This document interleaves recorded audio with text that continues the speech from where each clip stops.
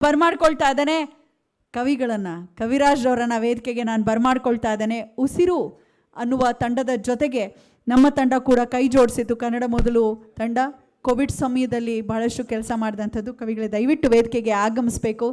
ನಮ್ಮ ಚಿತ್ರರಂಗದಲ್ಲಿ ಕನ್ನಡ ಹಾಡುಗಳನ್ನು ವಿಶಿಷ್ಟವಾಗಿ ಕೊಡೋ ಮುಖೇನ ಕನ್ನಡದ ಸೇವೆ ಮಾಡ್ತಿರುವಂಥ ಪ್ರತಿಭಾನ್ವಿತರು, ಸಾಹಿತಿ ಅಷ್ಟೇ ಅಲ್ಲ ನಿರ್ದೇಶಕರು ಕೂಡ ಹೌದು. ಅವ್ರಿಗೆ ಜೋರಾದ ಚಪಾಳಿಯೊಂದಿಗೆ ಬರ್ಮಾಡ್ಕೊಳ್ತಾ ಇದ್ದೇನೆ. ಕವಿರಾಜ್ ಸರ್ ಅವರನ್ನು ವೇದಿಕೆಗೆ ಬರ್ಮಾಡ್ಕೊಳ್ಳೋಣ.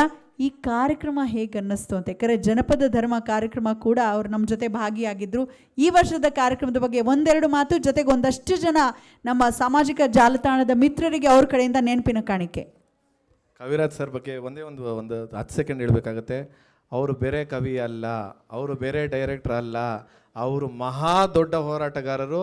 ಅವರ ತಲೆಯಿಂದ ಕಾಲು ತನಕ ಅವ್ರಿಗೆ ಹೋರಾಟದ ಕಿಚ್ಚಿದೆ. ಅದನ್ನು ಮುಂಚೆನೂ ಒಂದು ಸತಿ ಒಂದು ಕನ್ನಡ ಕಂಕಣ ಅಂತ ಮಾಡಿದ್ದಾರೆ.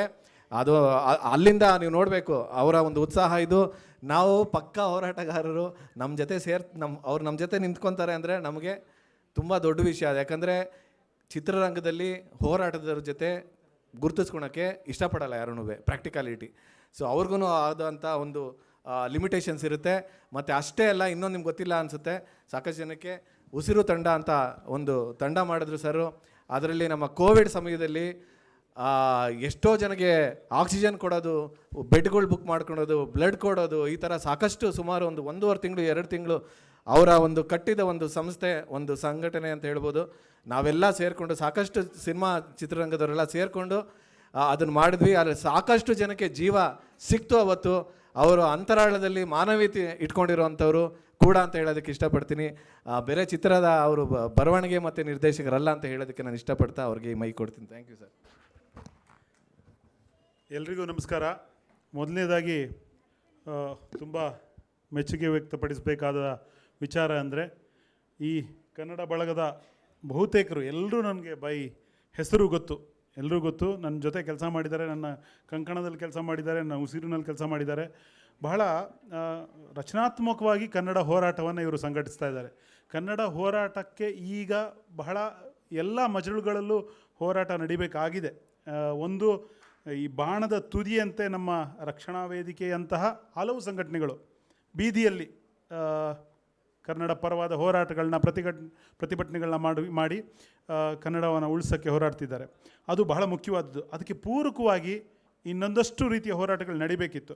ಒಂದು ಕವಿಗಳು, ಬರಹಗಾರರು ಅರಿವನ್ನು ಮೂಡಿಸುವ ಕೆಲಸ ಮಾಡ್ತಿದ್ರು. ಆದರೆ ಒಂದು ಟಾರ್ಗೆಟೆಡ್ ಅಂದರೆ ಗುರಿ ಇಟ್ಟು ಗುಂಡು ಹೊಡೆಯುವ ಕೆಲಸ ಮಾಡಬೇಕಾಗಿತ್ತು. ಆ ಕೆಲಸವನ್ನು ಬನವಾಸಿ ಬಳಗ ಆಗಿರ್ಬೋದು, ಈ ನಮ್ಮ ಜ್ಞಾನಮಧು ಅವರು, ಸಾರಿಕಾ ಅವರ ಬಳಗ ಅಥವಾ ಪವನ್ ಅವರ ಬಳಗ ಎಲ್ಲ ಸೇರಿ ಸೋಷಿಯಲ್ ಮೀಡಿಯಾದಲ್ಲಿ ಭಾಳ ಆ್ಯಕ್ಟಿವ್ ಆಗಿರೋರು ಮಾಡ್ತಾ ಇದ್ದಾರೆ. ಅದು ತುಂಬ ಅವಶ್ಯಕವಾಗಿತ್ತು. ಯಾಕಂದರೆ ಒಬ್ಬ ಕನ್ನಡ ಹೋರಾಟಗಾರನಿಗೆ ಕೇಳಿದ್ರೆ ಕನ್ನಡ ಉಳಿಸ್ಬೇಕು, ಕನ್ನಡ ಬೆಳೆಸಬೇಕು ಅಂತ ಜೋರಾಗಿ ಕಿರಿಸ್ತೀವಿ. ನೆಕ್ಸ್ಟು ಏನಪ್ಪ ಏನು ಮಾಡಬೇಕು ಅದಕ್ಕಾಗಿ ಕೇಳಿದ್ರೆ ನಾವೇ ಬ್ಲ್ಯಾಂಕ್ ಆಗುವಂಥ ಸಿಚುವೇಶನ್ ಇತ್ತು. ಟಾರ್ಗೆಟೆಡ್ ಹೋರಾಟ ಒಂಥರ ಗಾಳಿಯಲ್ಲಿ ಗುಂಡೊಡೆಯುವ ಥರ ಇತ್ತು ಕನ್ನಡ ಹೋರಾಟದ ದಿಕ್ಕು. ಟಾರ್ಗೆಟ್ ಅಂದರೆ ಏನು ಅಂದರೆ ನೋಡಿ, ಇಲ್ಲಿ ಹಿಂದಿ ರಾಷ್ಟ್ರ ಭಾಷೆ ಅಲ್ಲ ಅನ್ನೋದಕ್ಕೊಂದು ಅಭಿಯಾನ ಆಯಿತು. ಕನ್ನಡವನ್ನು 343ನೇ ಸಂವಿಧಾನದ ಕಾಲಂನಲ್ಲಿ ಹಿಂದಿಯ ಜೊತೆಗೆ ಸಮಾನವಾಗಿ ಸೇರಿಸಬೇಕು ಅನ್ನೋದು ಪರ್ಟಿಕ್ಯುಲರ್ ಗುರಿ ಇಟ್ಟು ಹೊಡೆಯೋದು. ಜೊತೆಗೆ ಈಗ ಕನ್ನಡ ಮತ್ತು ಸಂಸ್ಕೃತಿ ಇಲಾಖೆ ವಿಭಜನೆ ಆಗಬೇಕು, ಕನ್ನಡದ ಇಲಾಖೆ ಆಗಬೇಕು, ಅದಕ್ಕೆ ಅಂತ ಒಂದು ನಿಧಿ ಬರಬೇಕು ಅನ್ನೋದು. ಈ ಥರದ ಟಾರ್ಗೆಟ್ ಹೋರಾಟಗಳನ್ನ ಮಾಡಿ ನಾವು ಗುರಿಗಳನ್ನ ಸಾಧಿಸ್ತಾ ಹೋಗಬೇಕು. ಆಗನೇ ನಮ್ಮ ಕನ್ನಡ ಎಲ್ಲ ದಿಕ್ಕಿನಿಂದ ಸದೃಢವಾಗ್ಲಿಕ್ಕೆ ಸಾಧ್ಯ. ಯಾಕೋ ಗೊತ್ತಿಲ್ಲ, ನಾವು ಕನ್ನಡಿಗರು ಬಹಳ ಶುರುವಿಂದನೇ ನಾವು ಸ್ವಾವಲಂಬಿಗಳು. ಮೈಸೂರು ಸಂಸ್ಥಾನ ಇದ್ದಾಗ ಮಿರ್ಜಾ ಇಸ್ಮಾಯಿಲ್ರು ಒಂದು ಮಾತು ಹೇಳ್ತಾರೆ, ಅದು ನಾವು ಕನ್ನಡಿಗರು ಎಷ್ಟು ಸ್ವಾವಲಂಬಿಗಳು ಅನ್ನೋಕ್ಕೆ ನಿದರ್ಶನ.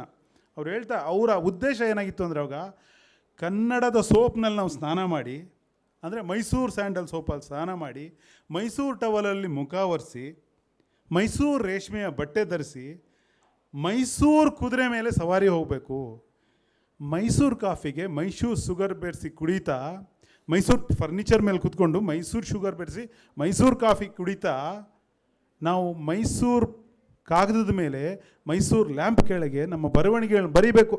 ಆ ಮಟ್ಟಿನ ಸ್ವಾಭಿಮಾನದ ಒಂದು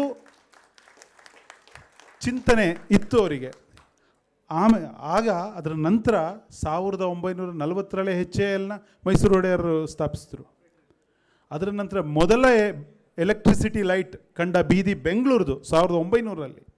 ಸೊ ಎಲ್ಲ ಥರದಿಂದ ನಾವು ಸ್ವಾವಲಂಬಿಗಳಾಗಿದ್ವಿ. ಯಾವಾಗ ಒಕ್ಕೂಟದಲ್ಲಿ ಸೇರಿದೋ ಗೊತ್ತಿಲ್ಲ, ಅಲ್ಲಿಂದ ನಮ್ಮ ಒಂದೊಂದೇ ಅಭಿಮಾನದ ಸಂಕೇತಗಳನ್ನ ಕಳೆದುಕೊಂಡು ನಿರಭಿಮಾನಿಗಳಾಗಿ ಶುರುವಾದ್ವಿ. ಯಾಕೋ ಅಂತ ಗೊತ್ತಿಲ್ಲ ಅದು. ಈಗ ಹೇಳ್ದಂಗೆ ನಾನು ನೀವೇನು ಕೆಳದಿ ಚೆನ್ನಮ್ಮನ ವಿಜಯೋತ್ಸವ ಆಚರಿಸ್ತಾ ಇದ್ದೀರಿ ಅವತ್ತು, ಅದೇ ಊರಿಂದ ಬಂದವನು. ನನ್ನ ಊರಿಂದ 10 ಕಿಲೋಮೀಟ್ರ್ ಈ ಕಡೆ ಕವಲೇದುರ್ಗ ಭುವನಗಿರಿ, 10 ಕಿಲೋಮೀಟ್ರ್ ಈ ಕಡೆ ಹೋದರೆ ಬಿದನೂರು ಅವರ ರಾಜಧಾನಿ. ಅಲ್ಲಿರುವ 99 ಜನಕ್ಕೆ ಆ ಕೋಟೆ ಯಾಕಿದೆ ಅಂತ ಗೊತ್ತಿಲ್ಲ, ಬಿದನೂರು ಕೋಟೆ. ಆ ಊರಲ್ಲಿ ಈ ಕಡೆ ಕವಲೇದುರ್ಗ ಕೋಟೆ ಯಾಕಿದೆ ಅಂತ ಗೊತ್ತಿಲ್ಲ. ಅಷ್ಟರ ಮಟ್ಟಿಗೆ ನಮ್ಮ ಇತಿಹಾಸವನ್ನು ನಮ್ಮ ಜನಕ್ಕೆ ತಲುಪಿಸುವಲ್ಲಿ ನಮ್ಮ ವ್ಯವಸ್ಥೆ, ಶಿಕ್ಷಣ ವ್ಯವಸ್ಥೆ ಎಲ್ಲ ವಿಫಲಗೊಂಡಿದೆ. ಯಾವಾಗ ನಮ್ಮ ಬಗ್ಗೆ ನಮ್ಮಲ್ಲಿ ಅಭಿಮಾನ ಇರಲ್ವೋ ನಾವು ಗುಲಾಮರಾಗೇ ಇರ್ತೀವಿ. ಈಗ ನಾವು ಶಿವಾಜಿಗೆ ಜೈ ಅಂತೀವಿ, ಅಲ್ಲೆಲ್ಲೋ ಅಯೋಧ್ಯೆಗೆ ಜೈ ಅಂತೀವಿ, ಇನ್ನೆಲ್ಲೋ ತಮಿಳ್ನಾಡವ್ರಿಗೆ ಜೈ ಅಂತೀವಿ. ಬಟ್ ನಮ್ಮ ಬಗ್ಗೆ ನಾವು ತಿಳ್ಕೊಂಡಿಲ್ಲ, ನಮ್ಮ ಬಗ್ಗೆ ನಮ್ಮ ಶ್ರೀಮಂತ ಇತಿಹಾಸದ ಅರಿವು ನಮಗಿಲ್ಲ. ಆ ತೊಂದರೆಯನ್ನು ನಾವು ಬಹಳ ಮಟ್ಟಿಗೆ ಎದುರಿಸ್ತಾ ಇದ್ದೀವಿ. ಆ ದಿಕ್ಕಿನಲ್ಲಿ ಇವರೆಲ್ಲ ತುಂಬ ಒಳ್ಳೆಯ ಕೆಲಸ ಮಾಡಿದ್ದಾರೆ. ಇಮ್ಮಡಿ ಪುಲಕೇಶಿ ಅವ್ರನ್ನ ಬ್ರ್ಯಾಂಡ್ ಮಾಡಿರೋದಾಗಿರ್ಬೋದು, ಅಥವಾ ಚೆನ್ನಮ್ಮ ಅವರ ವಿಜಯೋತ್ಸವ ಇವತ್ತು ಚೆನ್ನಮ್ಮ ಯಾರು ಹೇಳ್ದಂಗೆ, ಮುಖ್ಯಮಂತ್ರಿ ಸರ್ ಚಂದ್ರ ಅವರು ಹೇಳ್ದಂಗೆ, ಬಹುತೇಕರಿಗೆ ಕೆಳದಿ ಚೆನ್ನಮ್ಮ ಕಿತ್ತೂರು ಚೆನ್ನಮ್ಮ ವ್ಯತ್ಯಾಸ ಗೊತ್ತೇ ಇಲ್ಲ, ಇಬ್ಬರು ಒಂದೇ ಅಂದ್ಕೊಂಡಿದ್ದಾರೆ ಅಲ್ವಾ. ಆ ಥರದ್ದು ನಮ್ಮ ಬಗ್ಗೆ ನಾವು ತಿಳ್ಕೊಂಡಿಲ್ಲ. ಯಾವ ಮರ ಬೇರನ್ನು ಮರೆಯುತ್ತೋ ಆ ಮರ ಬೆಳೆಯೋಕ್ಕೆ ಸಾಧ್ಯ ಇಲ್ಲ. ನಾವೆಲ್ಲ ಬೇರನ್ನು ಮರೆತವರು. ಎಷ್ಟು ಮಟ್ಟಿಗೆ ನಿರಭಿಮಾನಿಗಳಾಗಿದೆ. ಒಂದೇ ವಿಷಯ ಹೇಳಿ ನಾನು ಮಾತು ಮುಗಿಸ್ತೀನಿ, ಜಾಸ್ತಿ ಸಮಯ ತಗೊಳ್ಳಲ್ಲ. ತುಂಬ ಪ್ರಾಕ್ಟಿಕಲ್ ಆಗಿ ಮಾತಾಡೋಕ್ಕೆ ಇಷ್ಟಪಡ್ತೀನಿ. ಇವತ್ತು ಬಹುತೇಕರಿಗೆ ಗೊತ್ತಿರ್ಬೋದು, ನಾವು ಕೇಂದ್ರಕ್ಕೆ ತೆರಿಗೆ ಕೊಡೋದ್ರಲ್ಲಿ ಕೇವಲ 13 ರೂಪಾಯಿ ಮಾತ್ರ ನಮಗೆ ವಾಪಸ್ ಬರ್ತಾ ಇರೋದು. 13 ರೂಪಾಯಿ, 100ಕ್ಕೆ 13 ರೂಪಾಯಿ ಮಾತ್ರ ನಮಗೆ ವಾಪಸ್ ಬರ್ತಾ ಇರೋದು. ಅದೇ ತಮಿಳ್ನಾಡಿಗೆ 23 ರೂಪಾಯಿ ಬರುತ್ತೆ, ಅದೇ ಆಂಧ್ರ ಪ್ರದೇಶಕ್ಕೆ 43 ರೂಪಾಯಿ ಬರುತ್ತೆ, ತೆಲಂಗಾಣಕ್ಕೆ ಆಂಧ್ರ ಪ್ರದೇಶಕ್ಕೆ 49 ರೂಪಾಯಿ ಬರುತ್ತೆ, ಉತ್ತರ ಪ್ರದೇಶಕ್ಕೆ 30 ರೂಪಾಯಿ ಹೋಗುತ್ತೆ 1 ರೂಪಾಯಿಗೆ, 100ಗೆ 300 ರೂಪಾಯಿ ಹೋಗುತ್ತೆ, 100ಕ್ಕೆ 300 ರೂಪಾಯಿ ಹೋಗುತ್ತೆ, 3 ಪಟ್ಟು ಹೋಗುತ್ತೆ. ಬಿಹಾರಕ್ಕೆ 700 ರೂಪಾಯಿ ಹೋಗುತ್ತೆ, 7 ಪಟ್ಟು ಹೋಗುತ್ತೆ. ನಮಗೆ 15 ರೂಪಾಯಿ ಬರುತ್ತೆ. ಈವಾಗ ಮೊನ್ನೆ ನಮ್ಮ ಸರ್ಕಾರವೇ ಅಲ್ಲಿ ಹೋಗಿ ಕೂತು ಧರಣಿ ಮಾಡಿದ್ರೆ ನಮ್ಮದೇ ಅಭಿಮಾನಹೀನ ಕನ್ನಡಿಗರು ಏನು ಹೇಳ್ತಾರೆ, ನಮಗೆ ಭಾರತ ಇದು ಎಲ್ಲ ದುಡ್ಡು ನಾವೇ ತೊಗೊಂಡ್ಬಿಡೋಕ್ಕಾಗತ್ತಾ, ಅವ್ರಿಗೆ ಕೊಡೋದು ಬೇಡವಾ ಅಂತ ಕೇಳ್ತಾರೆ. ಎಷ್ಟು ಈಡಿಯಟ್ಸು, ಎಷ್ಟು ಕೆಟ್ಟ ಪದಗಳು ಬಳಸಬೇಕು ಅನಿಸುತ್ತೆ, ಬಟ್ ಈ ವೇದಿಕೆಯಲ್ಲಿ ಬಳಸೋಕ್ಕಾಗಲ್ಲ. ಎಷ್ಟು ಮಾತೃದ್ರೋಹಿಗಳು ಅವರು ಅಂದರೆ ಅವ್ರಿಗೆ ಗೊತ್ತಿಲ್ವಾ, ನಾವೇನು ಪೂರ್ತಿ ಕೊಡಿ ಅಂತ ಕೇಳ್ತೀವ, ನಮ್ಮ 100ಕ್ಕೆ 100 ರೂಪಾಯಿ ಕೊಡಿ ಅಂತ ಕೇಳ್ತಿಲ್ಲ ನಾವು. ನಮ್ಮ 100ಕ್ಕೆ ಬರೀ 15 ರೂಪಾಯಿ ನೀವು ಕೊಡ್ತಿದ್ದೀರಾ, 20 ಕೊಡಿ 25 ಕೊಡಿ ಸಾಕು ಅಂತ ಕೇಳ್ತಾ ಇರೋದು. ಇಲ್ಲ ಒಂದು 30 ಕೊಡಿ, 70 ತೆಗೆದು ಆ ಬಿಮಾರು ಸ್ಟೇಟ್ಸ್ಗಳಿಗೆ ಹಾಕಿ, ಓಕೆ. ಅದಕ್ಕೆ ಎಷ್ಟು ವಿತಂಡವಾದ ಮಾಡ್ತಾನೆ. ಬಹುಶಃ ತುಂಬ ಜನ ವಾದ ಕೇಳಿರ್ಬೋದು, ಹಂಗಾರೆ ಬೆಂಗಳೂರು ದುಡ್ಡನ್ನೆಲ್ಲ ತಗೊಂಡು ಕಲಬುರ್ಗಿ ಹಾಕೋ ತಪ್ಪ ಅಂತ ಕೇಳ್ತಾರೆ ಅಲ್ವಾ. ಕಲಬುರ್ಗಿ ಅಭಿವೃದ್ಧಿ ಬೆಂಗಳೂರು ದುಡ್ಡಿಂದ ಆಗಬಾರ್ದು ಅದು ಹೇಳ್ತಿಲ್ಲ ನಾವು. ಬೆಂಗಳೂರಿನ 25% ಇಲ್ಲಿ ಬಳಸ್ಕೊತೀವಿ, 75 ಕೊಡಿ ಬೇಕಾರೆ, ಎಲ್ಲಿಗಾರು ಕೊಡಿ. ಅದನ್ನು ಎಷ್ಟು ಬಹುಶಃ ನಮ್ಮ ತುಂಬ ಕನ್ನಡಿಗರಿಗೆ ಅದನ್ನು ವಿರೋಧಿಸೋಕ್ಕೆ ಆಗಲಿಲ್ಲ ಅನಿಸುತ್ತೆ. ದಯವಿಟ್ಟು ಇಷ್ಟು ಹೇಳಿ, ನಾವು 100ಕ್ಕೆ 100 ರೂಪಾಯಿ ಕೇಳ್ತಿಲ್ಲಪ್ಪ ಕೊಡೋದ್ರಲ್ಲಿ, 75 ರೂಪಾಯಿ ನೀವು ಉಪಯೋಗಿಸ್ಕೊಳ್ಳಿ, 25 ನಮ್ಗೆ ಕೊಡಿ. 25 ಕೇಳುತ್ತಪ್ಪ. ನನ್ನ ಊಟವನ್ನು ಇನ್ನೊಬ್ರಿಗೆ ಎಷ್ಟು ಕೊಡ್ಬೋದು, ನಾನು ಒಂದು ತುತ್ತು ಕೊಡ್ಬೋದು ಅಥವಾ ಅರ್ಧ ಊಟ ಕೊಡ್ಬೋದು. ನನ್ನ ಪೂರ್ತಿ ಊಟ ಕಿತ್ಕೊಂಡ್ರೆ ನಾನು ಬದುಕೋದು ಹೆಂಗೆ? ಸಾಮಾಜಿಕ ನ್ಯಾಯ ಇಲ್ಲಿ ಯಾವುದೇ ಇದಿಲ್ಲ. ಪ್ರಕೃತಿನೇ ಹೇಳೋದು. ಫಸ್ಟು ಒಂದು ರಾಷ್ಟ್ರಭಕ್ತಿ ಅನ್ನೋ ಒಂದು ಹುಸಿ ಅಭಿಮಾನವನ್ನು ತಲೆಯಲ್ಲಿ ತುಂಬಿಟ್ಟಿದ್ದಾರೆ. ರಾಷ್ಟ್ರಭಕ್ತಿ ಬೇಕು. ಮೊದಲು ಪ್ರಕೃತಿ ಒಂದು ಕಲಿಸತ್ತೆ. ಮನುಷ್ಯ ಪ್ರಕೃತಿಯ ಶಿಶು. ಪ್ರಕೃತಿ ಏನು ಹೇಳುತ್ತೆ? ಪ್ರಕೃತಿ ನಿಮಗೆ ನಿಮ್ಮ ಊರಿಗೆ ಬೆಂಕಿ ಬಿದ್ದರೆ ನೀವೇನು ಮಾಡಬೇಕು? ಪ್ರಕೃತಿ ದತ್ತವಾಗಿ ಬಿಟ್ಬಿಡಿ. ದೊಡ್ಡ ದೊಡ್ಡ ಉದಾತ್ತ ಧ್ಯೇಯಗಳು ಬೇಡ. ಏನು ಮಾಡ್ತೀರಾ? ಫಸ್ಟು ನಿಮ್ಮನ್ನು ರಕ್ಷಿಸ್ಕೋತೀರಾ, ನಿಮ್ಮ ಮನೇನ ರಕ್ಷಿಸ್ಕೋತೀರಾ, ಅದಾದಮೇಲೆ ಎಲ್ಲಿ ಹೋಗ್ತೀರಾ? ಇದೇ ನ್ಯಾಯ. ಇದು ಪ್ರಕೃತಿಯ ನ್ಯಾಯ, ನಮ್ಮ ತಲೆ ತುಂಬೋ ನ್ಯಾಯ ಅಲ್ಲ. ಫಸ್ಟು ನಮ್ಮ ರಾಜ್ಯವನ್ನು, ನಮ್ಮ ರಾಜ್ಯದ ಹಿತಾಸಕ್ತಿಯನ್ನು ರಕ್ಷಿಸ್ಕೊಳ್ಳೋಣ. ಅದನ್ನು ರಕ್ಷಿಸಿದ ನಂತರ ಪಕ್ಕಕ್ಕೆ ಹೋಗೋಣ ಅಲ್ವಾ. ಏನು ನಿಜವಾಗ್ಲೂ ಡಿ.ಕೆ. ಸುರೇಶ್ ಅವ್ರನ್ನ ಬಹಳ ಜನ ವಿರೋಧ ಮಾಡಿದ್ರು. ಅದು ಹೌದು, ದೇಶ ವಿಭಜನೆ ಆಗಬಾರ್ದು ಅಂತ ಎಲ್ಲ ಕನ್ನಡಿಗರು ಆಸೆ ಇದೆ, ಎಲ್ಲರೂ ಭಾರತೀಯರೇ. ಆದರೆ ಅತಿಯಾದ ಅನ್ಯಾಯ ಆದರೆ ಏನಾಗುತ್ತೆ? ಯಾವತ್ತೋ ಒಂದಿನ ಅದು ಬರ್ಬೋದು ಅಂತ ಅವರು ಎಚ್ಚರಿಕೆ ಕೊಟ್ಟರು. ತಪ್ಪಲ್ಲ ಅದು. ಅದು ಆಗಬಾರ್ದು ಅಂದರೆ ಏನು ಮಾಡಬೇಕು? ನಮ್ಗೆ ನ್ಯಾಯ ಸಿಗಬೇಕು.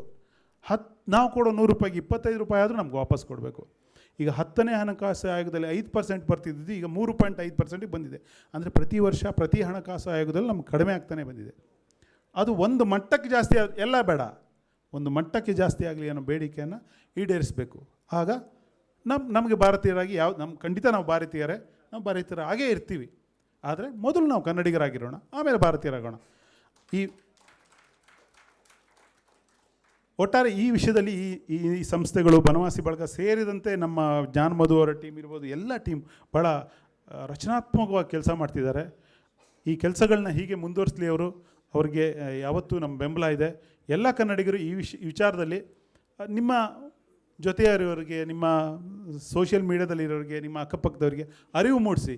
ಎಲ್ಲಿ ನೋಡಿ, ಸುಳ್ಳನ್ನೇ ಆಡಿಕೊಂಡು ಸುಳ್ಳನ್ನೇ ಗೆದ್ಕೊಂಡು ಬಂದ ಜನಗಳಿದ್ದಾರೆ. ಈಗ ಆ ಸುಳ್ಳನ್ನು ನೀವು ಎದುರಿಸಬೇಕು ಸತ್ಯದ ಅಸ್ತ್ರದಿಂದ.